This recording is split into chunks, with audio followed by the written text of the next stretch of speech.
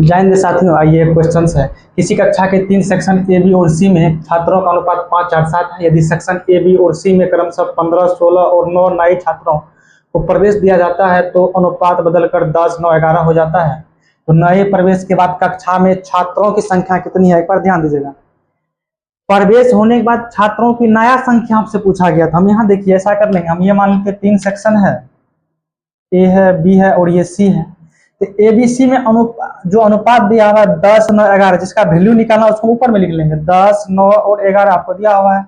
ये कब हुआ है? जब प्रत्येक सेक्शन में पहला में 15, दूसरा में 16 और तीसरा में 9 विद्यार्थी आया है, तब अनुपात ये बना है। इसका मतलब इससे पहले अनुपात कितना था? तो 5 था, 4 था और 7 था। यहाँ तक कोई दिक्कत नहीं है। इसका मतलब ये संख्या जब इसमें आया है तब ये हुआ। इसका मतलब इस अनुपात से ये अनुपात बरकवा है। जब बरकवा वाला में से आप ये छोटा वाला घटाइएगा, इसमें से जब आप इसको घटाइएगा तो यही ना मिलेगा, 15, 16 और 9। ये 15 हो गया, ये आपको 16 हो गया, ये आपको 9 हो गया, तो कोई दिक्कत नहीं है। एक बार ध्यान दीजिए, तो अनुपात जो आप पहले से सीखे थे, क्या सीखे थे?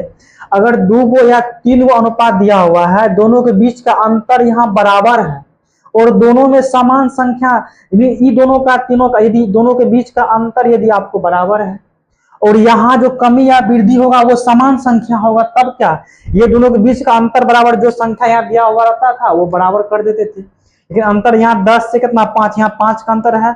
9 में से 4 का यहाँ 5 का अंतर है। यहाँ 11 में से 7 के कितना हो जाए 4, यहाँ 4 का अंतर आपका है। अंतर तो अलग अलग है, ये वैल्यू भी आपको अलग अलग दिया हुआ है, कोई दिक्कत। हम इसमें क्या करेंगे, क्रॉस प्रोडक्ट लगाएंगे। वो कैसे होता लगाएंगे, ये दोनों का आपस में गुना करेंगे और ये दोनों का आपस में गुना करके घटा देंगे। देखिए 10 चौका 40, 9 पचा 45।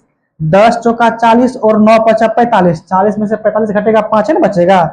5 यूनिट का वैल्यू अनुपात में कैसे निकालेंगे? तो 16 पंचा 80 और 15 चौका 60। बड़का वाला में से छोटका वाला घटाना है। 16 पंचा 80, 15 चौका 60 यानी 20 हो जाएगा। तो 5 यूनिट का वैल्यू कितना है? 20 है। तो 1 यूनिट का वैल्यू कितना आपका हो जाएगा? 4 हो जाएगा।